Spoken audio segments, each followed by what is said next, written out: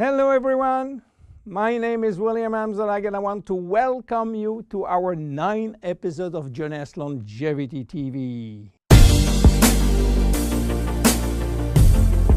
Jeunesse, we are redefining youth.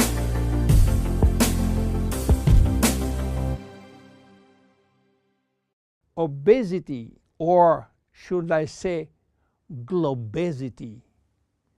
Today, obesity is a worldwide epidemic disease. There is an outrageous eruption of a worldwide obesity even in the countries where not so long ago famine was the #1 health issue. The fatness of the world is changing rapidly, and this is very disturbing because it's going out of proportion and nobody can get any control of this new epidemic. Many children become obese and then become obese adults. The diseases associated with obesity, such as heart disease, cancer, and especially diabetes, will explode. That will mean a lot of sick people all over the world. The cost in terms of death, diseases, and money spending is just astronomical. Think about today. There is in the world about 3 billion people overweight and 800 million real obese. The cost of obesity in the United States is about $150 billion per year, which is 10% of the total US medical cost. So, what is the difference between overweight and obese? Overweight means that you gain only few kilos above standard, from 1 to 15 kilos for adults. Above this threshold, you're considered as obese. If you wish to get more detailed information, then you have to calculate your BMI, which means your body mass index, by using the following formula: your weight in kilo divided by your height in square meters. If your BMI shows score under 18.5 per square meter, it means that you need to gain weight. You are underweight. If it is between 18.5 and 25, you are in normal standard. Between 25 and 30, you are overweight, and above 30, you are qualified for obesity. Note that BMI is a standard tool which do not apply in extremes like very tall people or very small people, and also should be adapted to children. Why people become obese? It is very simple in theory, but become more complicated when we reach fat metabolism. We are gaining weight or fat when we eat more than we spend in terms of calorie, or when we spend less than we eat in terms of calorie.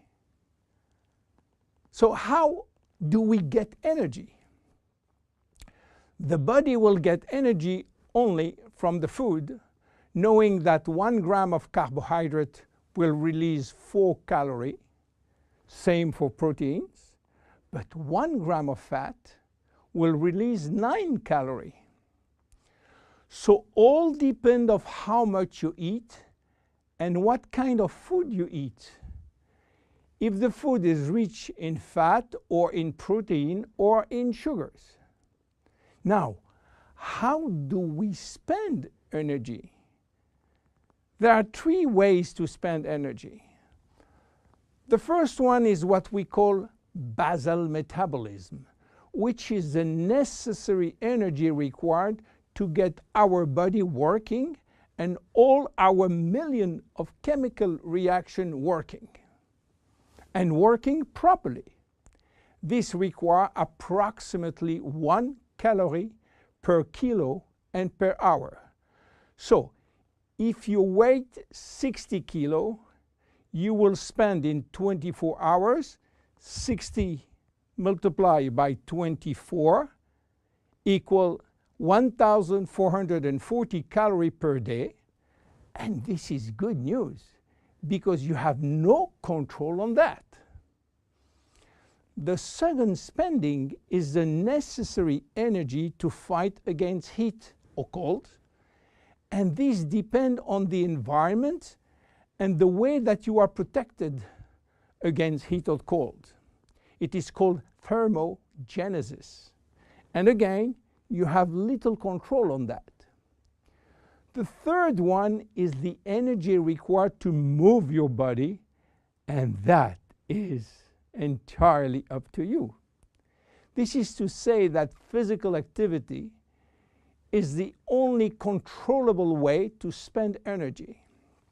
We will see later that this very simple way of gaining or losing weight is influenced by many, many other factors, and especially the control of fat metabolism by a sophisticated group of hormones. So why such epidemic? To understand, we have to go back 20,000 years ago. As surprising that it can be, our genes have not changed for the last 20,000 years. At this time, life for humans was quite difficult. In fact, life was based on food availability, and food was really available only during spring and summer.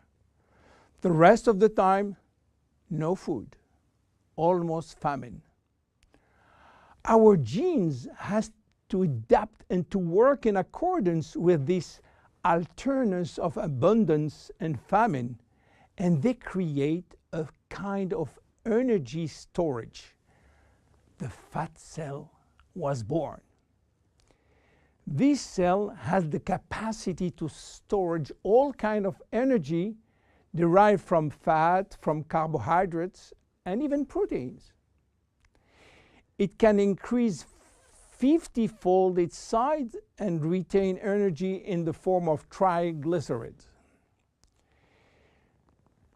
Because of uncertainty of food availability, our genes were oriented toward the saving mode, which means that every time we eat, all the energy coming from the food was oriented in the storage facility. What happened 20,000 years later? Our genes are still oriented towards saving mode, but there is no more famine.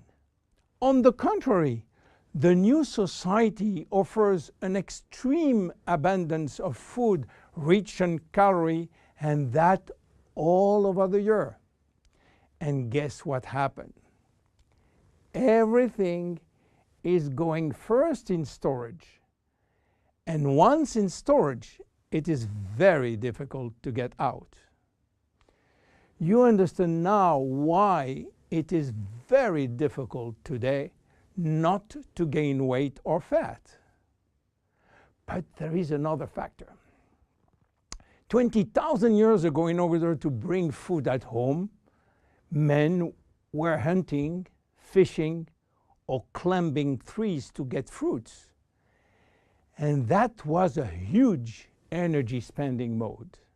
Today, with the new technology created for lifting heavy items or escalator or elevator, we reduce drastically our energy spending. You understand now why it is so easy to gain weight or fat. What are the consequences of obesity in terms of health and longevity? To make a long story short, it is a disaster. Being and staying obese will lead to a long list of chronic diseases, including cardiovascular disease, diabetes, cancer, metabolic syndrome, and consequently a drastic shortening of life. That will not account for the uncomfortable physical, emotional, and mental consequences of being heavy for ourselves and for our relationship. In terms of aging, obesity is shortening telomeres, increasing DNA damage, and reducing stem cell pool. So what to do for reducing obesity? Obviously, it is quite difficult considering the worldwide effort of the medical community with so small results. Health authorities are repeatedly organizing campaigns to inform people about the consequences of eating too much sugar or fat or the lack of exercise.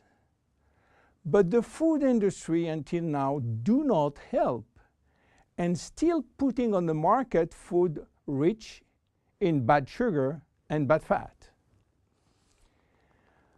The first step is to be convinced that improving your lifestyle, which means improving your nutrition, your physical activity, managing your stress and your emotion, in order to stop impulsive eating, will be a very good action to preserve your life and your longevity.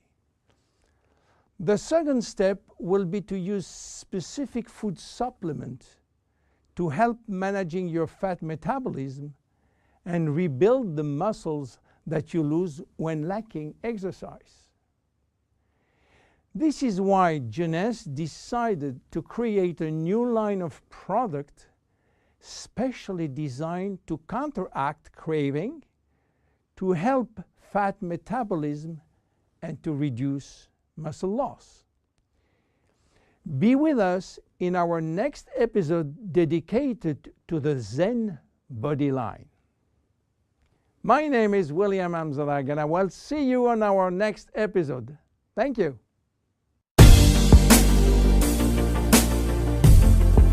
Jeunesse.